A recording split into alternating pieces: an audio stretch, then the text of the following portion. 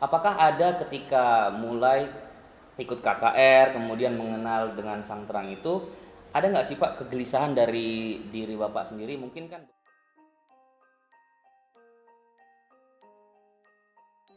Halo semua sahabat ODP yang ada di rumah, kembali lagi di acara kita ODP obrolan dalam pandemik edisi Natal. Nah, hari ini kita kedatangan narasumber yaitu Pak Leo, yaitu orang tua dari salah satu siswa kita. Salah satunya adalah Jonathan Elernat kelas 10 IPS, dan kalau saya tidak salah Pak, Jonathan punya adik nih Pak. Siapa nama dia Pak? Renat di kelas 1 SMP. Kelas 1 SMP dan satu lagi. Wilona di kelas 5 SD. Oke, Wilona di kelas 5. Ya. Nah, jadi sahabat ODP, hari ini kita akan sama-sama mendengarkan sharing dari Bapak Leo mengenai tema kita di hari ini. Nah, tapi nih Pak, sebelum kita masuk ke acara obrolan-obrolan kita yang semakin dalam nanti, nah kita akan masuk dulu nih Pak ke ODP Challenge. Nah, ODP Challenge kita ini Pak, nanti saya akan berikan ada 3 pertanyaan. Ya. Nah, masing-masing pertanyaan itu akan terdiri dari 2 kata. Nah, jadi Bapak gampangnya adalah tinggal jawab aja dengan cepat nih Pak. Jadi gitu. Wah, Jadi ada hadiahnya nih ya. Apa Pak? Ada hadiah. Wow, hadiahnya mungkin nanti akan disediakan oleh panitia Pak. Oke Pak, kita mulai langsung saja ODP Challenge kita. Yang pertama Pak, lari atau sepeda? Lari. Wow. Oke, yang kedua nih Pak, handphone atau tablet? Handphone. Handphone. Kemudian yang ketiga, pekerjaan atau pelayanan Pak? Pekerjaan dan pelayanan. Mantap Pak, ini luar biasa ya. Kita minta memilih tapi Bapak menggabungkannya nih. Oke. Nah, itulah ODP challenge kita nih Pak. Mungkin saya nggak akan tanya lebih lanjut nih. Kenapa Bapak memilih lari? Kenapa memilih handphone ataupun menggabungkan pekerjaan untuk pelayanan? Tapi kita akan mungkin nanti bisa terjawab secara otomatis di sharing-sharing saat nanti kita masuk ke obrolan. Nah, tanpa berlama-lama lagi nih Pak, kita akan masuk ke sesi obrolan kita. Nah, sahabat ODP, tema kita pada hari ini adalah Sang Terang. Nah, apa sih ataupun siapa sih Sang Terang itu? Kenapa harus kita bahas Sang Terang itu? Nah, Sang Terang itu adalah seorang pribadi yang menyelamatkan kita. Nah, itu yang akan di-sharingkan oleh Pak Leo. Kapan dan bagaimana Pak Leo menerima Sang Terang itu? Nah, mungkin sahabat ODP bertanya nih, siapa Sang Terang itu Pak? Begitu kan? Tapi Sang Terang itu adalah sosok yang kita kenal Allah kita, Tuhan kita, ataupun lewat dari pribadi Yesus Kristus itu sendiri. Nah, kalau begitu Pak, bisa nggak sharingkan apakah Bapak secara pribadi nih sudah menerima Sang Terang itu sebagai juru selamat dari Bapak sendiri? Ya, sudah. Nah, sudah berarti kalau boleh tahu nih Pak, supaya sahabat ODP juga tahu nih, kapan sih Bapak menemukan atau titik ketemu dengan Sang Terang itu? Baik, saya mungkin bisa sedikit cerita ya. Iya Pak. Sebenarnya sejak kecil saya sudah tahu yang namanya Tuhan Yesus. Sepanjang hidup saya sudah belajar mengenai apa itu Tuhan, pengenalan akan Tuhan.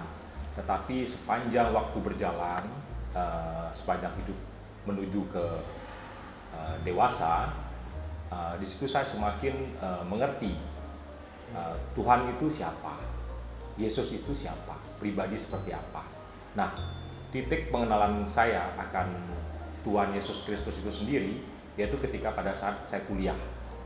Nah, pada saat saya kuliah, di situ saya bersyukur pada Tuhan bahwa saya bisa bertemu dengan komunitas-komunitas yang baik ya. Di situ mereka bisa mengajak saya untuk berdoa, melayani ke gereja. Ya, akhirnya banyak pertentangan sebenarnya saya alami waktu itu. Artinya apa yang saya pahami sejak kecil dengan apa yang saya dapat di komunitas gereja waktu itu banyak hal yang saya tentang. Nah, ketika suatu saat ada KKR, saya ikut. Nah, di saat KKR itu ada satu perumpamaan yang dibawakan oleh gembala, yaitu perumpamaan tentang ya bagaimana sulitnya orang kaya itu masuk dalam kerajaan Allah. Gitu ya. Di situ saya belajar bahwa orang kaya tersebut datang kepada Yesus dan mau menjadi pengikut Kristus untuk memperoleh bagaimana sih untuk memperoleh kehidupan yang kekal. Nah, Yesus menjawab bahwa lakukan ya seperti 10 perintah Allah.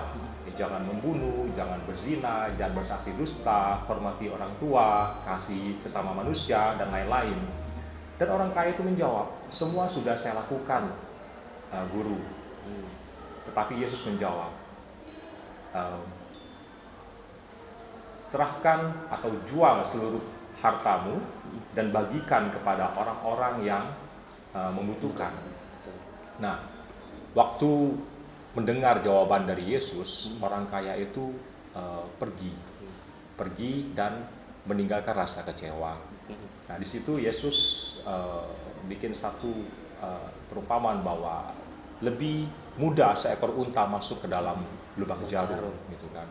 Nah, di situ saya belajar bahwa sebenarnya apa yang saya pahami sejak kecil itu banyak yang salah tentang Tuhan, gitu ya.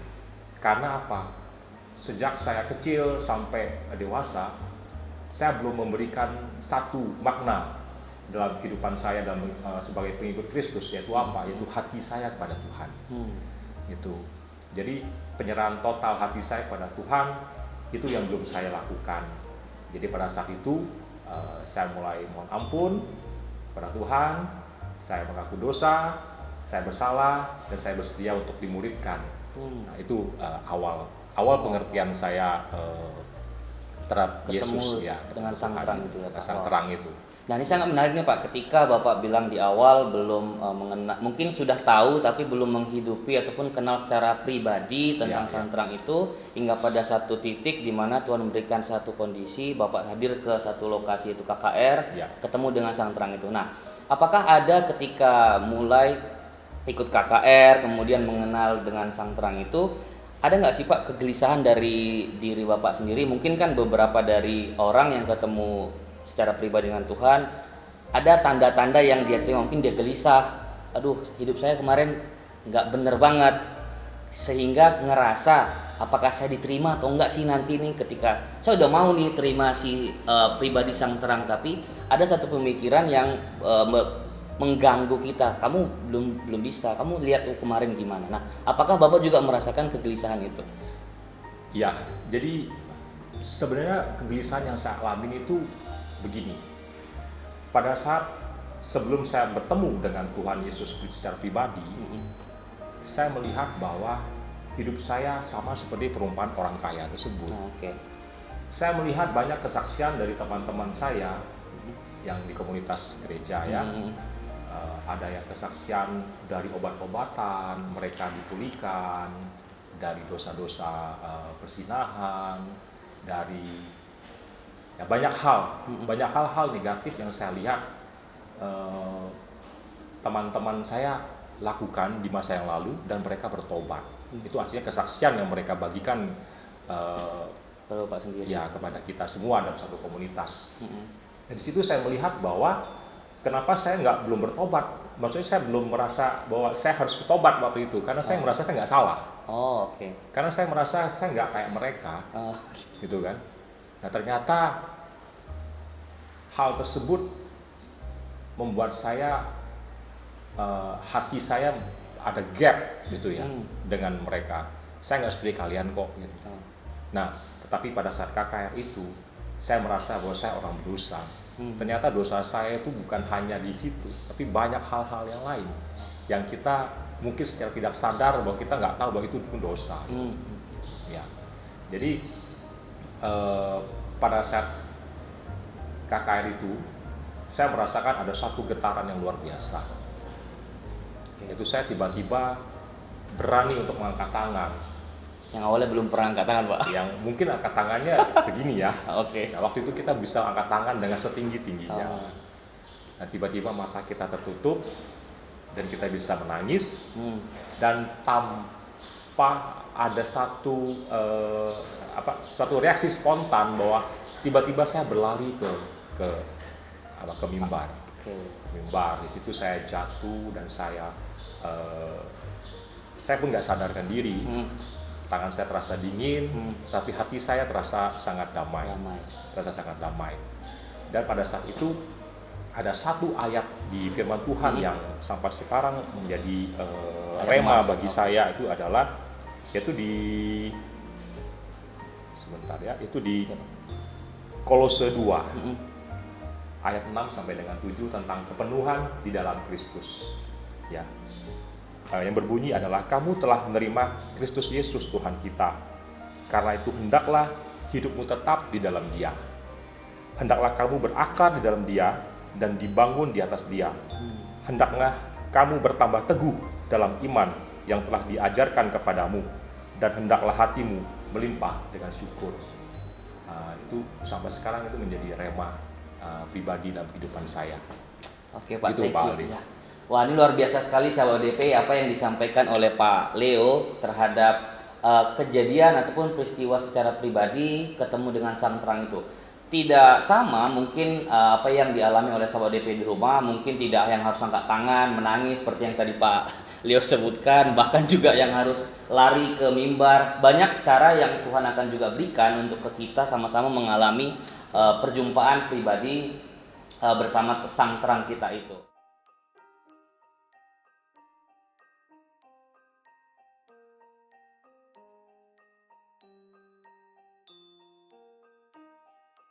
Nah, kalau begitu nih Pak, kan tadi Bapak sudah sharingkan bagaimana titik temu Bapak dengan sang terang, bagaimana Bapak menghidupi sampai ayat yang menjadi rema bagi Bapak sendiri. Nah, mungkin kan kehidupan kita nggak akan selalu yang seperti mungkin Ya. ada yang bilang ketika ikut Tuhan hidup kita aman aja, nggak ada Ya. masalah apapun begitu Ya. kan. Nah, tapi saya pribadi pasti ada naik turun grafik gitu ya Pak. Nah, jadi kadang mungkin kita oke banget, kemudian kita jatuh banget, kemudian ya naik turun. Nah, mungkin bisa Bapak sharingkan bagaimana Bapak bisa bertahan nih dengan sang terang itu dari titik awal mungkin yang awal, kemudian saat jatuh bagaimana Bapak bisa terus bertahan dengan sang terang sampai ayat yang tadi dikatakan terus bersyukur gitu Pak. Ya. Ketika saya kuliah, ya, saya juga waktu itu yang membiayai saya kuliah itu ada 3 orang. Saya berasal dari keluarga yang kurang mampu, di mana untuk kuliah 3 orang yang membiayai kuliah saya, yaitu kedua orang tua saya ditambah dengan kakak saya. Jadi mereka bersusah payah supaya saya bisa berkuliah, dan kakak saya sendiri rela berkorban untuk tidak kuliah supaya dia bisa bekerja dan membantu saya untuk kuliah. Gitu ya. Selisih usia antara saya dan kakak saya adalah 3 tahun. Nah, saya yakin bahwa kakak saya sudah mempersiapkan segalanya supaya saya bisa berkuliah gitu, di samping kedua orang tua. Nah, motivasi saya untuk kuliah adalah untuk membahagiakan keluarga saya. Nah, selain itu, selama kuliah saya juga berusaha untuk bisa bekerja. Dengan begitu saya bisa membantu keluarga saya untuk meringankan biaya kuliah. Nah, di semester 4 itu saya sudah mulai bekerja ya sebagai sales sepatu, jualan di kampus, apapun itu, jualan kebutuhan rohani, sepatu, apapun saya jual. Waktu itu apapun saya jual. Dan akhirnya ketika saya mendapat cukup modal, akhirnya saya memberanikan diri untuk membuka toko handphone di Roximas. Akhirnya saya bekerja sama dengan kakak saya, kita buka toko handphone di Roximas. Itu tepatnya di tahun 99 akhir kita buka toko handphone.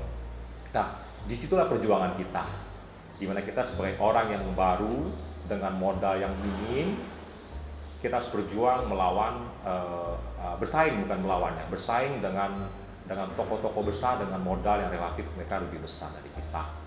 Ya, tetapi di situ adalah tantangan iman dan tantangan kerja kita untuk bekerja dengan maksimal supaya memperoleh hasil yang maksimal. Karena apa? Sewa di sana mahal, Aldi. Biaya hidup kita juga mahal di sana. Tetapi itu sebagai pemicu kita untuk bekerja lebih giat lagi dari hari ke hari. Nah, bukan tidak pernah kita jatuh. Di samping kita berusaha sudah maksimal, pernah kita mengalami kejatuhan dalam bisnis kita, di mana pada saat kita belanja barang-barang untuk dijual, ternyata kita dapat barang yang tidak baik, barang yang rusak. Nah, akhirnya apa yang terjadi? Ya kita rugi. Sebenarnya dengan dengan mengalami kerugian itu ya kita merasa kita gagal. Tetapi sebagai anak muda pada saat itu kita berusaha untuk bangkit dan kita berusaha untuk maju. Akhirnya apa? Saya belajar lagi. Saya belajar yang namanya metode servis di dunia handphone. Jadi saya mulai menggeluti bidang servis handphone. Saya belajar lagi tentang teknik dan mekanisme di mesin handphone itu sendiri.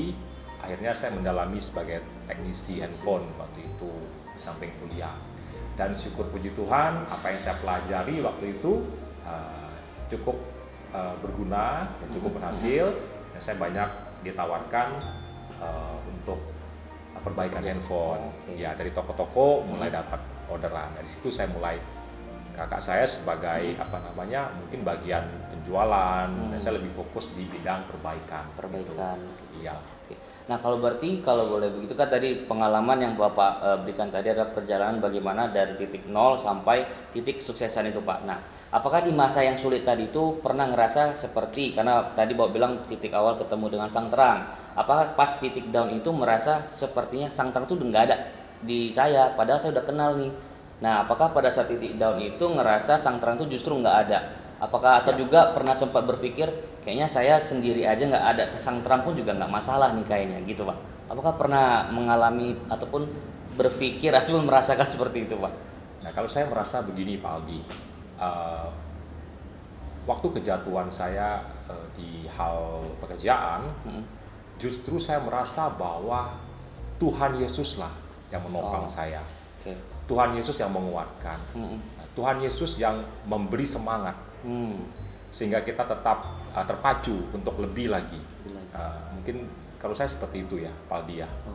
Oke. Berarti Bapak memandang saat saya lagi down itu justru Tuhan yang akan memberikan sebuah kesempatan baru untuk bangkit lagi. Wow. Ya, jadi sahabat DP, apa yang di-sharingkan oleh Pak Leo pun mengenai bagaimana kehidupan pribadi baik di segi pekerjaan maupun segi kehidupan bersama sang terang itu ternyata satu, linear, tidak terpisah nih sahabat DP.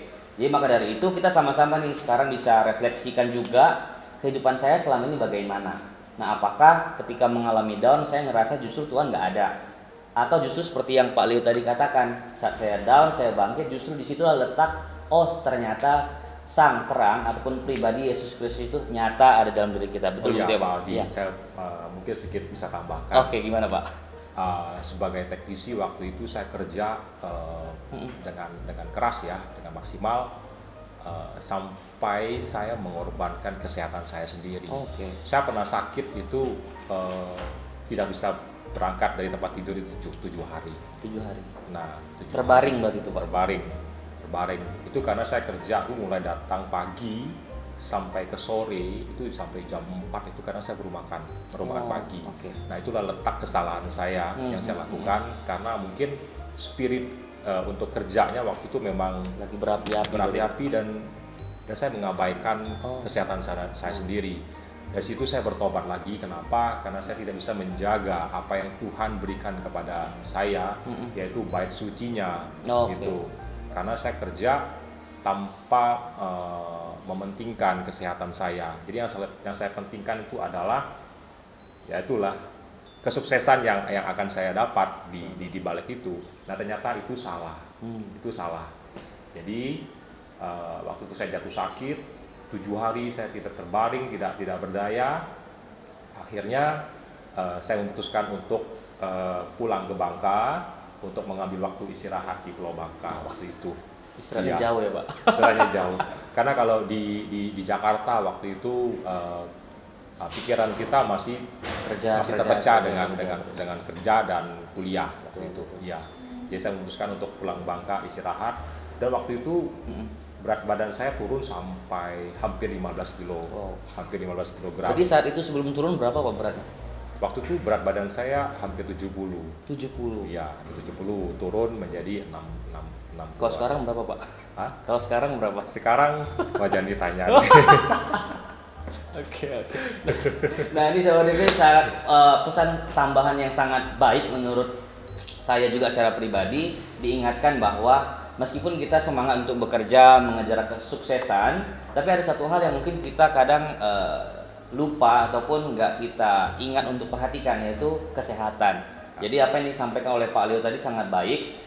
Meskipun kita semangat bekerja, perhatikan juga bagaimana kita beristirahat supaya balance apa yang dikatakan oleh Pak Leo tadi untuk juga menjaga bait suci. Betul. Nah, ini sangat perbincangan dan obrolan sangat baik, Pak. Nah, mungkin sebelum kita mungkin mengakhiri sesi kita di hari ini, mungkin ada satu closing statement juga dari Bapak untuk sahabat ODP kita di rumah yang mungkin sampai sekarang berpikir saya belum kenal juga sih Sang Terang, atau sahabat ODP ada yang kenal Sang Terang tapi masih bergumul benar-benar mau mengikut serius Sang Terang itu atau Yesus Kristus sendiri, atau justru saya tetap sama diri saya sendiri karena saya masih merasa bisa kok gitu. Supaya nanti sahabat ODP juga mengerti nih Pak lewat dari perjalanan pribadi Bapak dengan Sang Terang. Nah, gimana Pak? Iya. Sebenarnya Sang Terang itu adalah anugerah. Oke. Anugerah bagi setiap orang. Ya. Kita mau menerima anugerah itu atau tidak? Itu semua balik lagi kepada kita pribadi masing-masing. Yang jelas, Sang Terang itu adalah pribadi yang lemah lembut. Itu nggak bisa dipaksa. Artinya, dari kita sendiri harus membuka diri supaya Sang Terang itu bisa masuk ke dalam hati kita. Sang Terang itu pembawa damai, pembawa sukacita. Ya, setiap Natal kita merasa bahwa oh ini hari lahirnya Tuhan. Ya. Tetapi di balik itu bahwa Natal membawa makna bahwa damai itu datang, sukacita itu datang, bahwa keselamatan itu sudah tiba.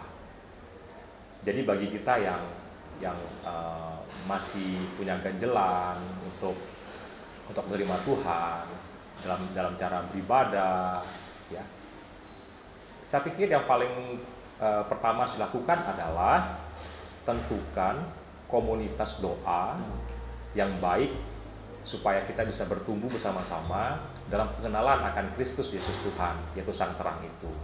Karena tanpa ada komunitas, tanpa ada pemuritan, kita seperti nggak tahu arah mana yang harus kita tuju. Ya, saya pikir paling penting itu adalah komunitas. Nah, sampai saat ini kita juga tergabung dalam komunitas di gereja. Ya, salah satunya kalau di gereja yang saya ikutin itu adalah komunitas Holy namanya. Itu ya, di situ kita saling menguatkan, saling berbagi, ya saling mendoakan satu sama lain. Ya, begitu Pak. Ya, thank you Pak. Ya, sahabat ODP, apa yang disampaikan oleh Pak Leo adalah hal yang harusnya kita catat juga menjadi pesan Natal kita juga di tahun ini, yang mungkin suasana Natal kita di tahun ini berbeda karena ya mungkin biasanya kita pergi sana pergi sini, liburan sana liburan sini, mengadakan acara yang luar biasa, kemudian kita bisa ketemu dengan teman-teman bahkan saudara, tapi di kondisi sekarang mungkin ada hal-hal yang mungkin berubah begitu kan Pak, terbatas, kita nggak bisa pergi liburan dan sebagainya. Tapi hal yang baik banget yang dikatakan oleh Pak Leo adalah komunitas. Kita harus tertanam di komunitas yang benar dan bisa kita pertanggungjawabkan, begitu oleh Pak. Dan satu poin penting juga tadi yang dikatakan Pak Leo bahwa Sang Terang itu adalah anugerah nih. Berarti anugerah berbicara mengenai hal yang diberikan tanpa kita harus cari, begitu ya Pak. Maka dari itu untuk sahabat ODP semua, lewat dari acara ODP kita sesi edisi Natal kita tahun ini, biarlah kita semakin hari semakin mengenal siapa Sang Terang itu secara pribadi, dan mungkin supaya semua kita yang sudah mengenal dan bisa bertahan dan menghidupi kehidupan kita sesuai kehendak Tuhan.